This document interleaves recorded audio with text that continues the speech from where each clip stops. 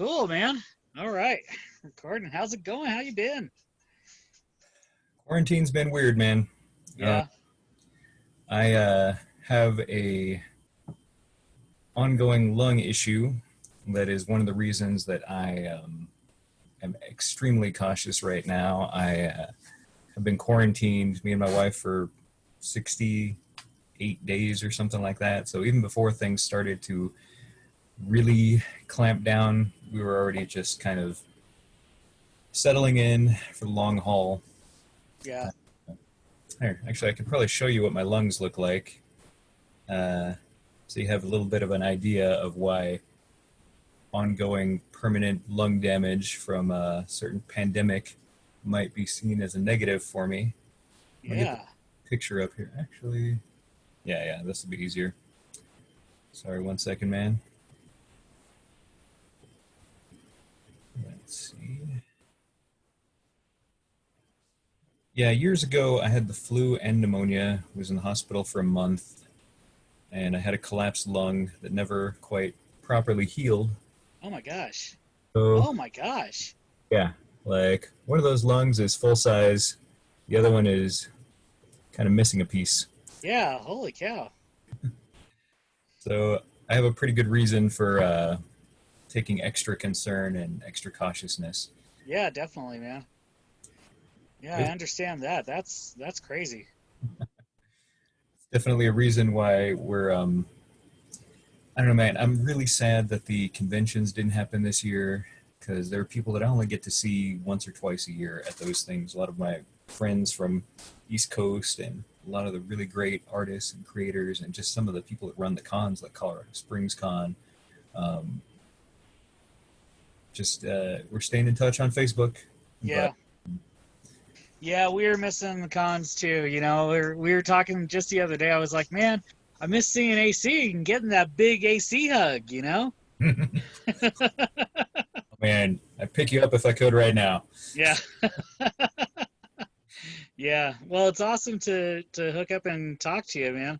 I've been doing these little like interviews with artists and creators and just talking about like their work and just kind of you know talking about the environment, what's going on right now, and what they're working on. So what about yourself? Well, let's start with a little bit of background, man. What's your whole background in art, and how did you get into it to begin with? Okay, so like a lot of artists, I'm pretty much a lifer. Started when I was little, drawing on the walls in my bedroom, and my parents, instead of like a lot of people who might discourage that, they bought me superhero wallpaper and put it all around up to like my height in bedroom, and I could draw all over that. Oh, And that's awesome. that was probably my first experience with that. And I always enjoyed it. It was always a source of kind of meditative comfort. It always gave me some peace. If I was focusing on that, everything else kind of drowned out. High school, I really started hitting it hard. Took some classes, found out that a lot of things I was doing it not the right way. But that's part of it. We've all had beliefs or thoughts that we've changed over time and had to improve as new information comes our way. And the responsible thing is to take that information and do what we can with it. So high school courses, college courses certainly helped improve what I was doing. Anatomy was always because nothing is as interesting to me as the human form itself, particularly the face, because you get so much information. I mean, if you look at anime, they have the giant eyes, like maybe a dot for the nose, and the mouth goes from being a dot to a giant sphere full of teeth or a tongue wagging, or you know it's kind of a minimalist approach because you can go minimalist with the face. There's so much. I mean, look, right now I'm like looking at myself. I can't help it. My eyebrows are like popping up when I get excited talking about it. Um, little lines show up indicating emotion, indicating expression, and you can do a lot with very little on the face. So it's something that conveys a lot. Um, Spend a lot of time just honing my craft. I worked on a board game with some friends, did the artwork for that. never came out. This is back in like 1998. Uh, but it was an important experience from the standpoint of learning deadlines, of learning accountability, of learning that if people are depending on you and waiting on your artwork, you have to deliver. You can't just you can let it be a hobby, but don't don't make your hobby the thing that's holding back someone else's dream or someone else's business plan or your own.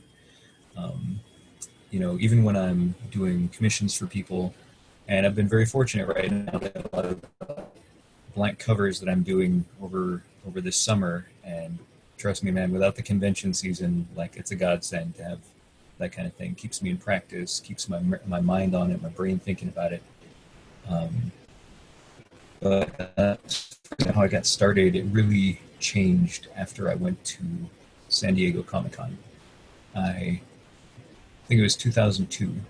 That year, I knew that I was going to go out there. I knew that I was going to go and try to meet everybody. Jim Lee was going to be there. And it changed my perspective. I couldn't just be drawing um, standalone pictures or action shots or just the things that are kind of go on the cover and are more exciting. Art, you have to understand your perspective. You have to understand how humans fit into that. You have to understand color. You have to understand how to frame a panel and how to move from panel to panel in a logical way. Um, and having to prepare myself for that forced me to buy some books, forced me to learn, forced me to see things that I hadn't looked at before in a new way. Um, and so I went out and had a wonderful time, took a portfolio with me, and people like Jim Steranko, extremely positive, extremely helpful, full of good advice, willing to spend the time with me. And then there was a certain artist who is extremely well known, whose name I may not say right now. Just you'll know him. He's probably the most famous artist of the '90s. But I met him. It was my dream, and I was one of the last people to be in line to do a portfolio review, and they cut it off right before me. And I nagged and I bugged, and I'm like, look, I came 1,000 miles to be here just to show this guy my work, just to get some opinions, just to, learn from who I thought was the master, and he sold it.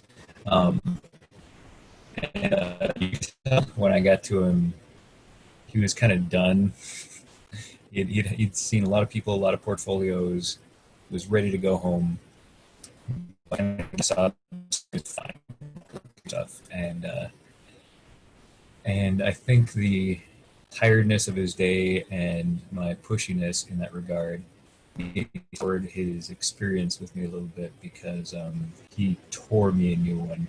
He ripped apart every panel I had on there. He explained every flaw I had. And then he redrew one of my panels on a napkin, which I was like, my God, he's going to draw something that will help me learn, and maybe I'll be able to take this home and treasure it. And then he folded up the napkin and put it in his pocket. So even... Oh, come on. That's kind of a jerk thing to do, man. like, this is a redrawing of my panel. It's only relevant to me. It can help me Yeah. study, and I didn't have a cell phone to take a picture of it with.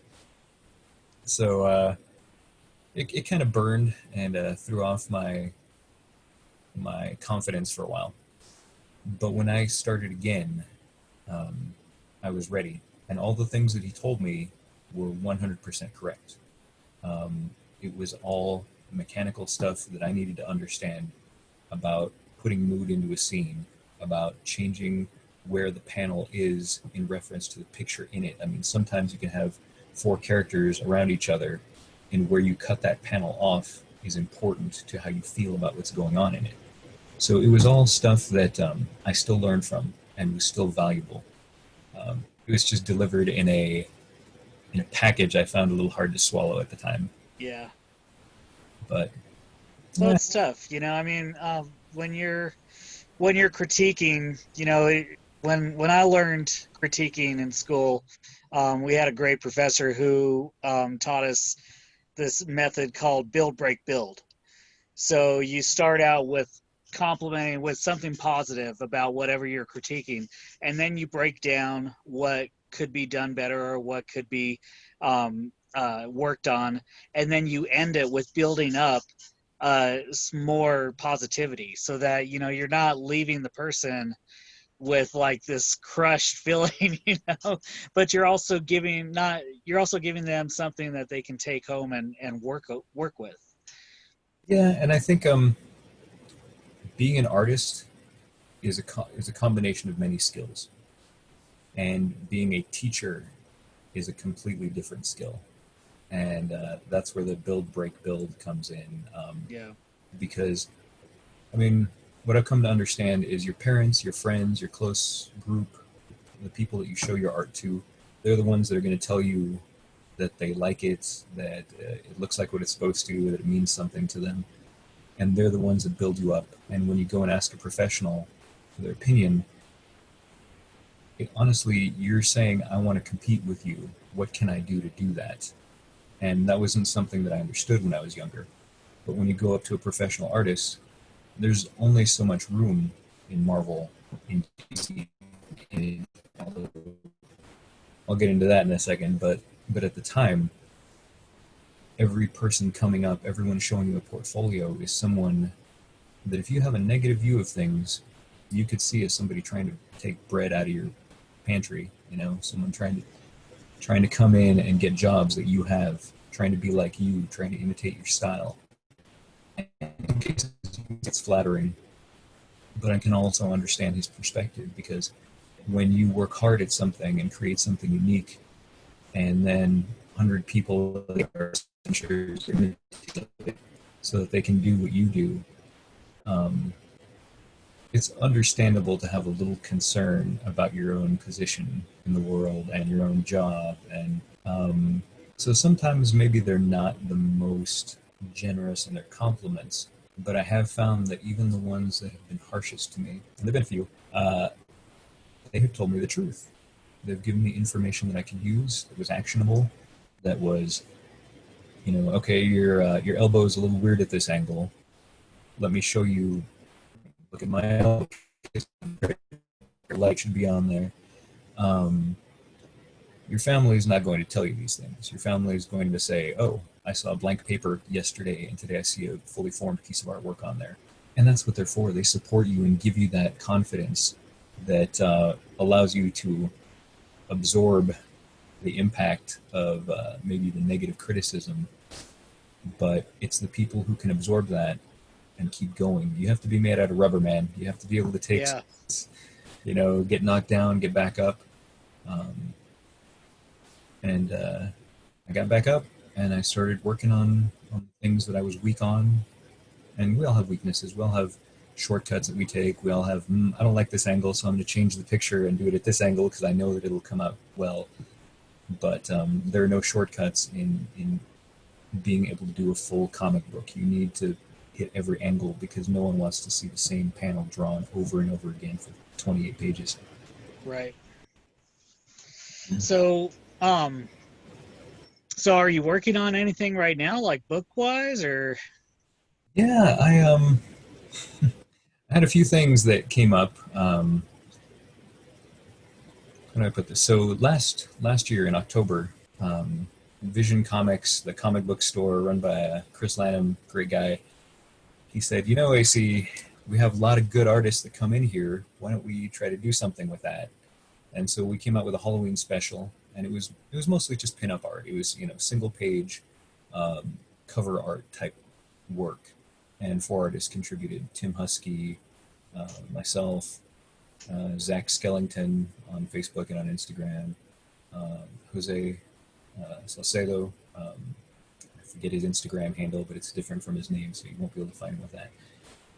And so we did just a 16-page book, and it went very well. Everyone was invested in it. Everyone had their stuff in on time. And so Chris was like, all right, well, we made 100 issues of this, and we sold almost all of them, most of them on the first day. He had a nice event for us where we could sign books for people. And that sort of spawned the desire and the interest in doing some more of these. So he encouraged us to continue. So Vision Comics is trying to do a little bit of at least local publishing and supporting some of the artists around here. So if you have any interest, you can find me on Facebook. Um, you can find me on Instagram, argentum_turnip. You can go to Vision Comics Facebook. Let anybody know you're interested in that.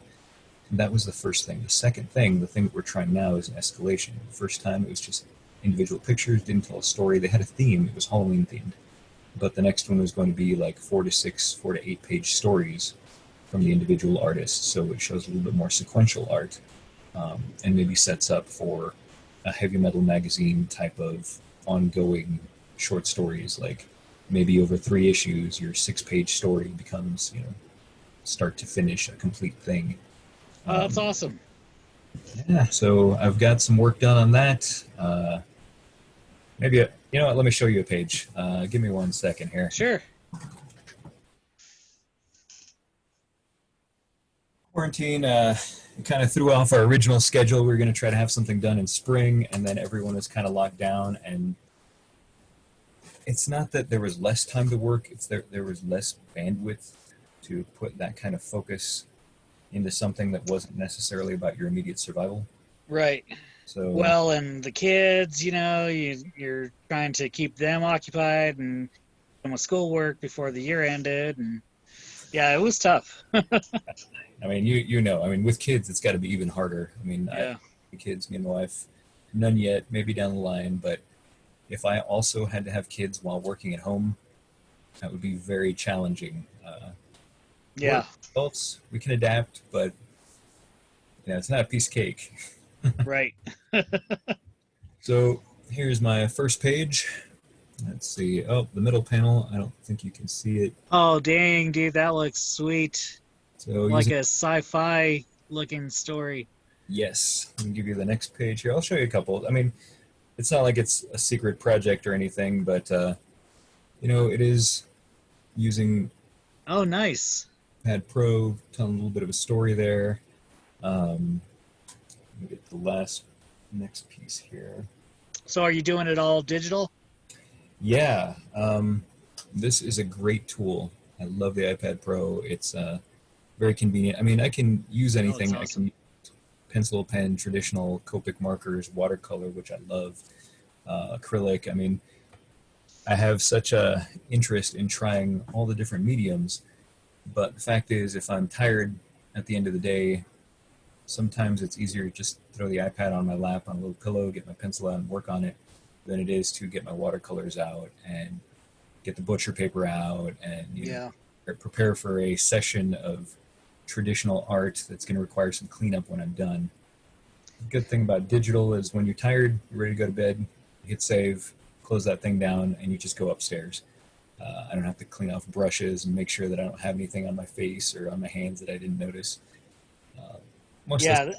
It makes for an easy just night of doing some work, and you can sit and watch TV and still like hang out with the wife or whatever and still do some stuff. It's not like you're stuck on your drafting table, and with all of your supplies there sitting with you.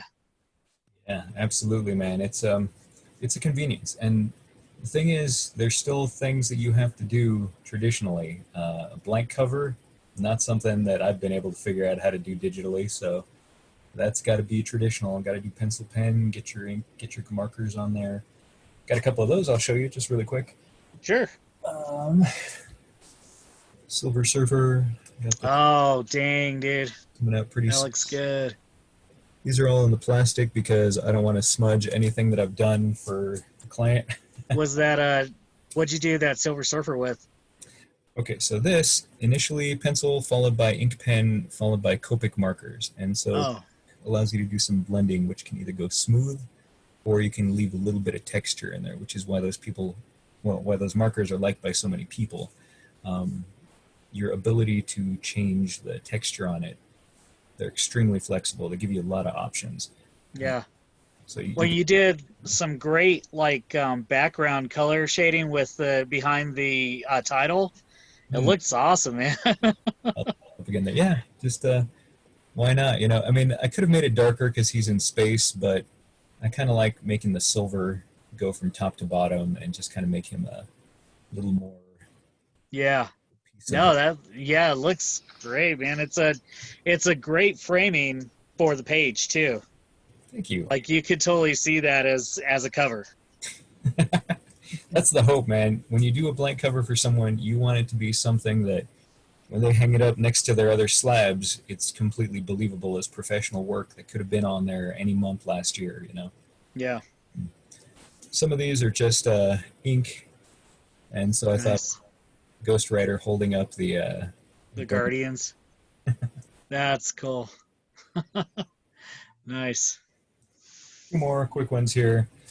Gem and the Holograms, this was just practice. Oh, that's a cool one. I like that one, man. I used to love watching that show. It came on right after Transformers on Saturday mornings, so me and my sisters would watch every cartoon that was up. Um, Is that Gem and the Misfits? it says Gem Fits, but yeah, the cartoon was Gem and the Holograms. Yeah. I want to see that team up, man. They were pretty. They had some great costumes, man. Yeah. Modern versions of that would be pretty sick. But Yeah. this is probably the one I'm. Oh, I like that. I like the shape of her face. It's, you know, it's more like feminine, rounded. It's not like some. I've seen some artists who really take it and like push that, like male kind of jawline on her and make her look like really beat up, you know. But this is just like a very like cute, beautiful woman.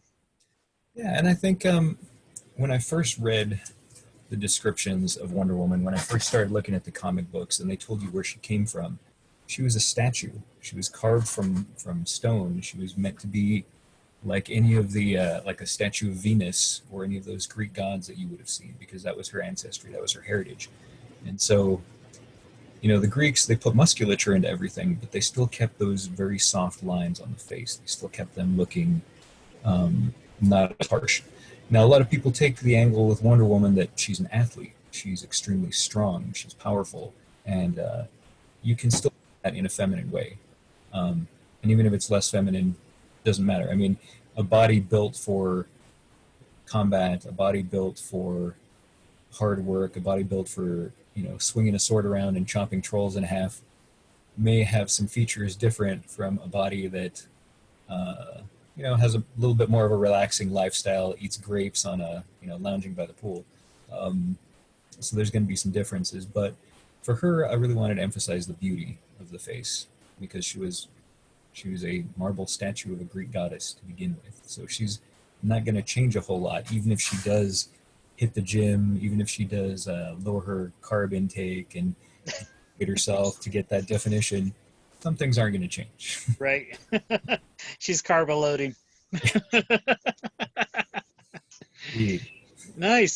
So one of the things I've been talking, or has been like an ongoing question with everybody, is do you have, so now that we're in this environment of cons being canceled, you know, a lot of people are missing the con scene, missing friends, you know, do you have a favorite con moment that you want to share?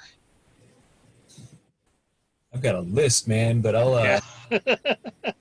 they're always fun. They're always a blast. And one of the things about the artists, particularly Colorado artists, but especially the people that like coming here because of similarity in attitude, there's a feeling of community as opposed to a feeling of competition. Um, and I'm going to say that in general. You find exceptions in either case. Right. But You know, I've noticed that with all the artists I've met, I've never met a local artist who has been uh, like that kind of full of themselves and, you know, just didn't really want to share. I mean, there was one person that I won't mention, and you could call him a local artist, but I wouldn't really say he's a local artist. You know, he strictly does national stuff, and you know, he's very um, uh, very confident of his work, and you know he should be. He's a great artist, but you know, everyone else I've ever met that's from Colorado has been It's like you said, it's like a community. You know, everyone shares with each other. Everyone talks about like things that they're doing, like self-publishing. You know, I'm using this person, and you know, who are you using? I'm using this, and it's a lot of collaboration. Absolutely. There's never been an artist here that I've gone up to and said, "What did you do to create that effect?" and had a negative response. They're always like, "Ah, here, let me tell you, man. This is you have to do this." I mean, I've had so Colorado Springs Con, especially one of my favorite environments. There are a couple of guys that they kind of travel together. I see them a lot. Ian Nichols, Chris Campana, and Joe St. Pierre. And those guys are the sweetest people to meet. And that's my experience with them. I can't speak for anything else, but every time I've met them, um, my buddy Tim Husky, great artist also, he and I do a lot of stuff together. We collaborate. When we met them, they gave us portfolio reviews. You know, they're all published artists, and they not only gave us the build break build, but they also, I mean, Tim asked, how do you get this splatter effect without getting it all like, oh, here you pop out an index card, and that's how you get a sharp line here, and then you do the splatter over it, and the index card blocks it out, and you lift it. They were Yeah, completely generous with their knowledge and with all the things that they were capable of and that they knew of, and having that the same thing with each other. When everyone is willing to share their knowledge, because honestly, man, there's nothing out there you can't find a YouTube video of. There's nothing that if you don't look hard enough, you can't find the secret or the trick or the particular which a certain effect. So it's not like the information is super secret and hidden, but it saves time. It's a shortcut. This is what group learning does for you. This is why humanity has succeeded where other animals might. Well, nothing else is the dominant species on this planet except us, because we share knowledge. Because when I went to school, I learned about what Thomas Edison did and Tesla did and Benjamin Franklin, and all of the work that they did is passed on to me as a baseline to start from. When I look at the artists, Michelangelo, the Renaissance, their work has been deconstructed, analyzed, appreciated, and we give that knowledge to each other, to each new generation, so you don't have to reinvent the wheel every time you do it. But there's still some people that get protective over it. And I can understand that. Like I said, it is a competitive business, but it says something about a person's character when they're like, look, I know you could find this, but why don't I save you a couple of months or a couple of weeks or whatever and just show you how I do it and give you that to work with, and we'll all get better art out of this. And a rising tide lifts all ships, man. If the quality of Colorado artists just escalates to a level that is, nationally known, that's good for all of us. yeah. Yeah, and I think we have a lot of hidden gems here in Colorado. We have a great local art scene. Not just comic artists, but artists in general. We have a lot of really cool galleries that promote, underground art and street art. Yeah, and, a lot of this blends. A lot of these different styles overlap with the comic community. And yeah, it's just I've never really had a bad experience meeting, talking with people. It's been great, man. Well, you also make that easy. You have such a easygoing personality. You're always positive, optimistic, open to questions, open to providing information. You invited me into your project months ago to creating this the mini con that has grown and grown and given opportunities to people and uh, given kids a chance to be part of something where I'll tell you, man, I love Denver Comic Con, but my first year there, my little godson came with his dad, a dear friend of mine, and he had to be on his shoulders the whole time. He was like 6 or 7 years old, and he would have gotten trampled. Like, it is, for a small kid, that is a lot. It's a lot. Everything is out of your reach. Everything is bigger than you. There are people not paying attention. There are costumes that might have things sticking out and you don't see. And at the mini con, the kids get to walk right up to the table. They get the full attention of the person they're speaking to. They get any advice they want. They can take a look at the things that are there. They can interact in a way that's just a little bit more hands-on and approachable.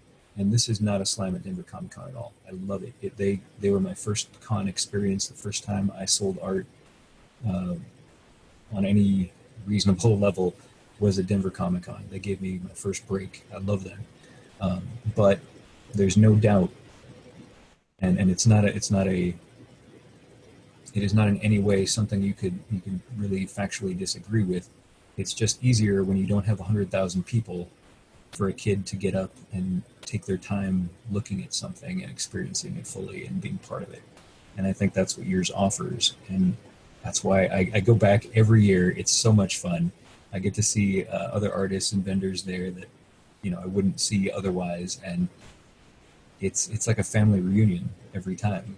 Love you guys. That's awesome. Thanks, man. Yeah, I love it. It's we've always tried to keep it so kids can go, and it's a safe environment for them to be able to walk around and not be tied to their parents the whole time, not be worried about, like you said, turning around and getting poked in the eye by some kind of costume, or they and all of the artists that come down are just so supportive of that environment. When the kids go up to them and start talking to them, they just have that interaction that it may be the first time someone of that age has seen a person like making money or working professionally in something that they never realized could be a profession. Yeah, I mean, every year there'll be a mom with her kid, and they'll come and show me their artwork and say, "Hey, what do you think of this? He likes what you're doing, and he didn't know that you could come and sell art like this. How long did it take you to get to this?" And yeah, that's my future. Um, that's my future peer. That is my future fellow creator. That is somebody who has so much energy inside them that they have to let it out and make something out of it. And how can you not support that and try to make it easier for them and give them the roadmap that you have, whatever they want. I mean, they might follow my path, they might follow a different path, but either way, they have the information. They can work with that. It can give them other ideas. You know? And so, because I was supported when I was young, and that helped me to get to this point, I make sure to always do that because it's so important. Being an artist, being a creator, being a writer, and anything where you let some of yourself, some of your soul out into the world to be judged and criticized, that's a hard thing, man. And it takes special people to want to do that and to take that risk because you're putting a piece of your soul out there to. It takes 2 seconds for someone to look at a picture and decide if they like it or not. That's it. You can spend a month, a week, a day creating something, doing an idea that you thought was exactly what you wanted to do, and someone can step all over it. And that's going to happen, and that's part of it, and it has to happen so that you learn that what you do is valuable despite that, is valuable even if everybody that you run into is negative.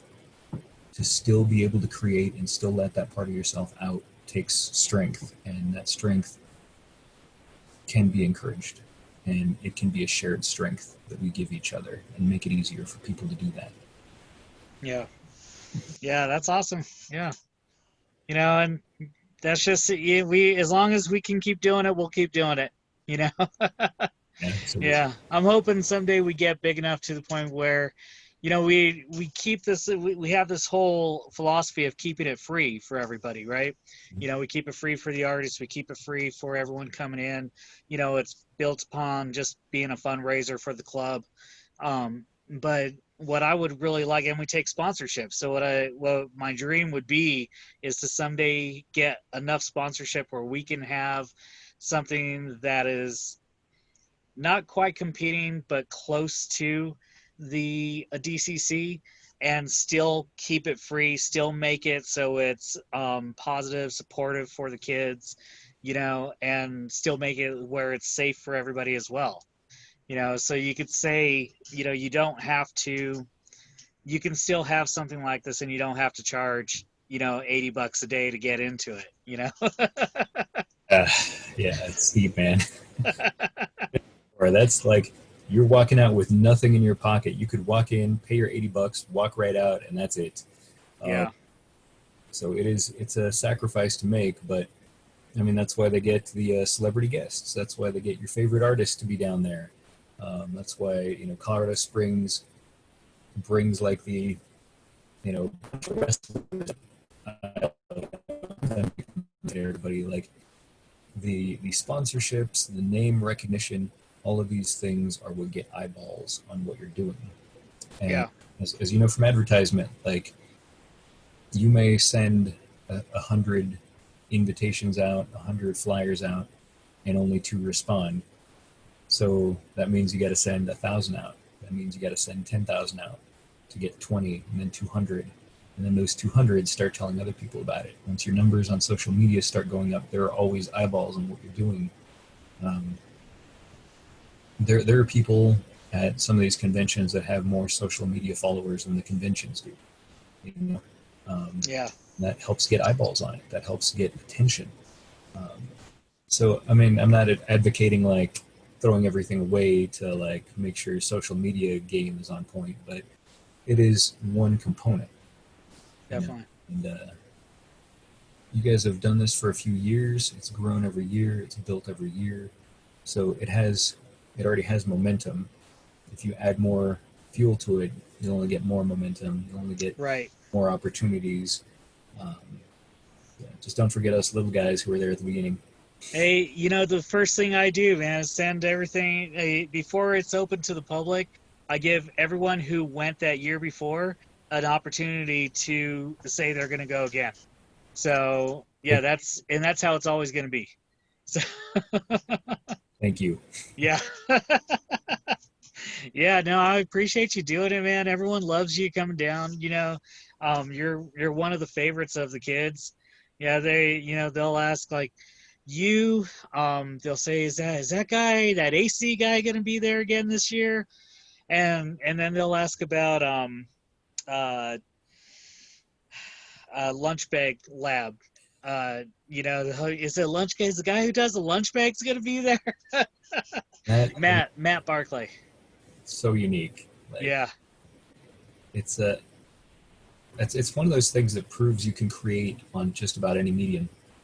You know, yeah, it's great. I love how and how he like prices his stuff, like for the lunch bags. They're like, I think they're $10 a piece. So, any of the kids can go and get one. And I've had kids, almost all the kids in the club have gotten something, and it's like their first collectible, like original art kind of thing.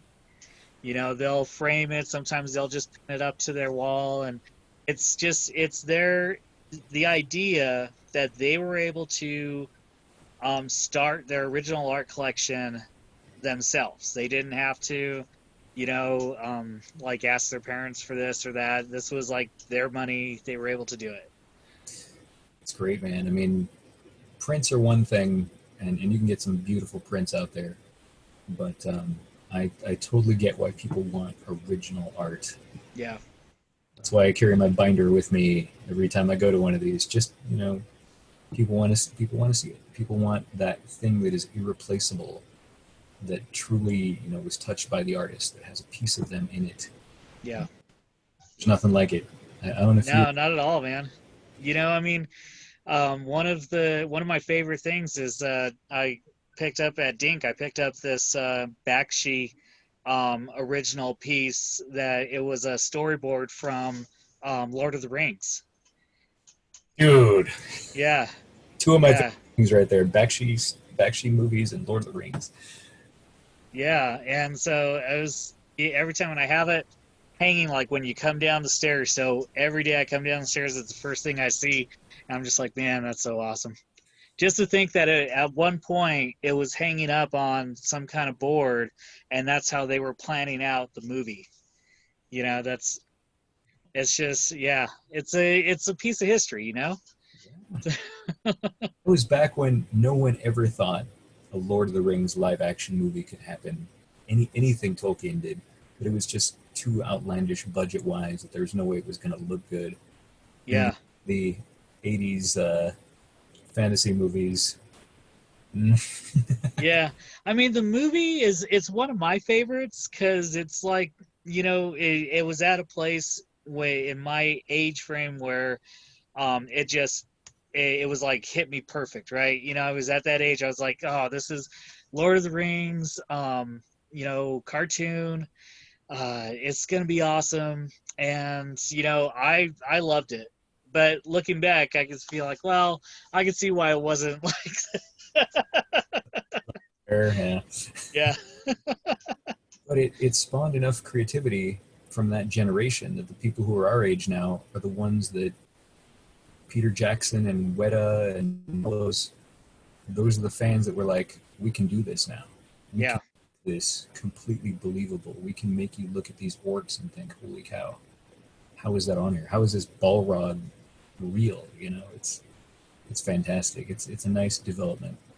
yeah, yeah. That's cool. And it turned me on to some of his other stuff that I wasn't aware of. Later as I got older, I'm like, oh, he also did Fritz the Cat. I didn't know that. It's branched out in some interesting places. Was Fire and Ice Bakshi? Fire and Ice was Bakshi, and Wizards. Wizards. Oh, Yeah, that Wizards was a cool one. precursor for heavy metal. I mean, there was in that heavy metal movie that style definitely pulled a lot from that movie. Oh yeah. In fact, I think he worked on a piece of heavy metal. No, I maybe. want to say, yeah. And there was because it pulled a lot of different artists. So yeah, there was some pieces in there that he did, but yeah, it's. I tried showing heavy metal to my son the other day, and he just wasn't into it. It's like, I don't know, Dad. I'm like, you gotta just watch the whole thing, man. You can't like just watch a little bit. You Yeah, I mean it's not as polished as what we have now, but nothing is. I mean, we're yeah, that's history. That's every 10 years we get a jump in technology and ability and time and cost that make things that were previously unfeasible commonplace. I mean, look at the uh, look at the special effects on. Let's think back, like the old X-Men TV show, like Generation X, and what was possible there versus like Stargirl just came out a couple weeks ago. yeah, That like movie special effects now, and the movie special effects are. I mean, the robot in it looks like the Iron Giant come to life. Stargirl is doing acrobatics on a CGI staff, and still they're maintaining the physics of how she would land on it. Like all of these things that have been a challenge are now smoothing out. yeah. It's crazy, man. I mean, in just a few years, you have a huge change in special effects. I mean, it's wild, and it becomes cheaper.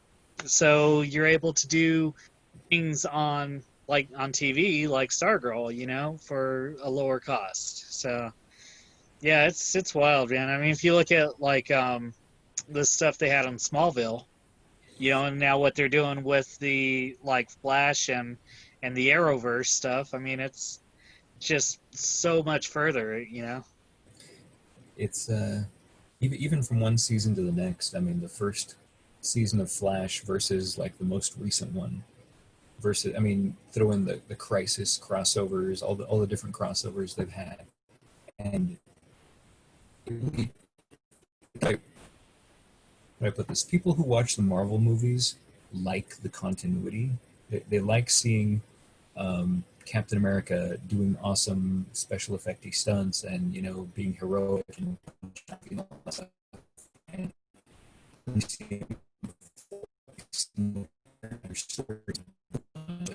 and have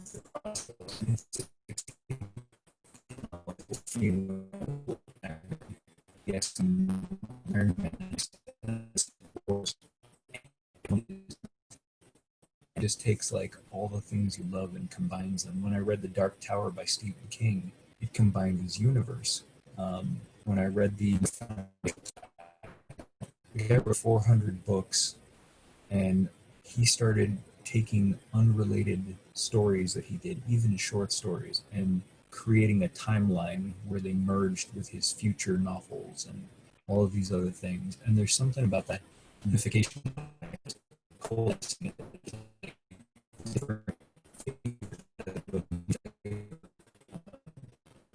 That's what DC is doing with their shows. I mean, Yeah.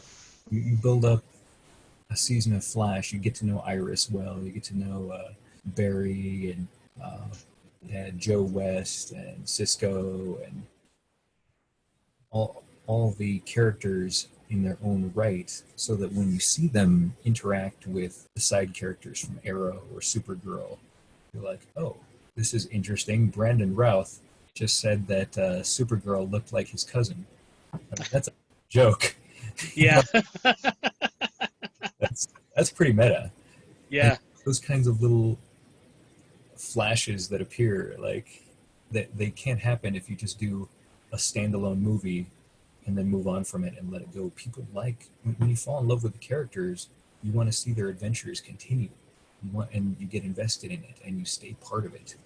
Um, think of the show Supernatural. Like, what are they on, 15 years now? Yeah. I think this is the last season, Mm. or last year was the last season. They were having their own conventions. They didn't Yeah. need to go to DCC. They didn't need. They're like, we're going to do a Supernatural convention, and it will be profitable, and everyone will have a great experience and have access to a lot of these actors that they've developed an emotional connection with over 15 years. How many friends have you known for 15 years? I mean, you and I probably agree with this, but that's a long time to feel like you've shared experiences with someone. So, Yeah. It's crazy, man. No, and so yeah, I think it was like 15 years for them. And now I think the record is going to Always Sunny. I think because they just renewed for their 18th season. holy cow, Yeah. that's pretty amazing. Yeah. As far as I think live sitcoms go.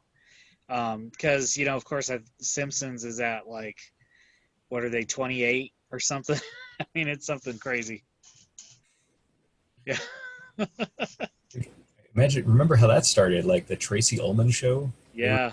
matches on that, and the animation was terrible. Is too kind a word for it, but it was still funny. It, Right. and they took that and built, and people got attached to it. And you know the catchphrases, you know what the characters are going to do. You know what a flaming mo is. Yeah. All these things just like become part of a consciousness that you share with everybody. It's harder now because when I was younger, when you and I were younger, there were like 4 TV channels: ABC, NBC, CBS, and then eventually Fox and PBS. Occasionally, if you had good reception, um, and that was it. So everybody who watched The Love Boat or The A Team, you could go to school the next day, and all the kids knew what happened to Hannibal and BA on The A Team. Now we have hundreds of channels. We have internet channels. We have YouTube channels. We have streaming shows. We have things on their own app networks. The amount of content is exponentially better than, well, larger than what it started off as. Yeah. Something really has to connect with people in order to have any kind of that same water cooler talk, any kind of that same um, oh, hey, let's talk about Game of Thrones tomorrow. HBO is a channel you have to pay for, and always has been. So it's already like at a reduced amount of the population that's going to see it. But some things, because you form a relationship with those characters, um, people create I don't know, a connection from it and share that. And the longer it goes on, it's not just a connection with the show, but the other people that like it, the other people that share that appreciation. When I was a kid, man, if you like comic books, you had to worry about getting beat up. You were called. Right. You were not a popular kid. You were not someone people would come to ask about movies. Like, you had to be fast or strong to be a nerd as little. Uh, Yeah. Now, look at it. I mean, people know who Captain America is. They know who Thor is. They know who Tony Stark is. More than they know who Iron Man is. They know who Tony Stark is. Right. So, Yeah, it's crazy, man. It's crazy to see how the industry has grown I think we owe a lot of that to the movies, but it's it still has a big hold in the literacy community as well. So yeah, it's great. It's great to see that it's all out there. And it's like I tell my kids in the club, they may come to the club because they saw the movies, but I'm going to introduce them to the books, and we're going to learn about books, and we're going to learn about everything else within that culture. We do like D&D, and we do game board, gaming, and just all kinds of stuff. So yeah, I try to make them well-rounded geeks. So That's a good way to go. yeah. When I met my wife, she was like, "Man, you were really a nerd," and I'm like, "How many fantasy books do you read? Terry Pratchett's your favorite author?" Like, we're both nerds. Yeah. Be on the same neighborhood of nerd, but we're still in the same country of nerd. Right. And now she plays D&D with me and reads books that I like, and I read books that she liked, and that we've shared that, and that's what you do. You share this thing that you love, and there are a lot of people that these things resonate with. I mean, if more people acted the way Superman tries to act, we'd have a different. It'd be completely different than what we're seeing right now. Yeah. Well, it was great talking to you, AC. It was great seeing you. Keep in touch, man. Let me know how you're doing, and what you're working on. If you ever want to touch base again, go over some new stuff, just hit me up. Yeah, as soon as I've got a few more pages to show you, basically because of this time off, instead of just doing the 6-page story, I might just do my own comic and write up the vision and sell it that way. And it's time to create my own stuff. I like drawing Superman and Batman. I like all of these other characters, but at some point you have to branch out on your own and try that out and see if you're Yeah. right. I just want to give a few shout outs really quick if we have a second. Yeah. Plug away, man. Vision Comics, super supportive, awesome. I love them. Terrific. Yeah, they're great. They give everybody a shot there. Amazing Fantasy Comics, awesome place. That's my primary comic store since I moved to Colorado in 1991. Sean, super knowledgeable, awesome place. That was the first comic store I was selling my art at. Hall of Justice, they support artists all the time. They have their free comic book day. They have a ton of us artists there selling and signing and doing artwork for people. These are the primary stores that I go to. They deserve to be supported. The quarantine has taken out a lot of comic stores. Let's make sure these guys stay up. They deserve it. They're keeping our imaginations fed. Definitely. Also, you can find me on Facebook under AC Conales or under AC Loves Art, which is the artwork by AC page. On Instagram, Argentum under Returnum. Look up the Greek spelling. It's not too hard. I need to change it. I seriously do. It's got to be easier. I was being clever and I outsmarted myself. I got to stop. But of course, Colorado Springs Con, Denver Comic Con, Rocky Mountain Con, the Mini Con. You keep us alive. You give us a place to keep trying to make our dreams happen, to help other people along the path. Thank you. Yeah, thank you, man. All right, I'll talk to you later. Take care, brother. You too.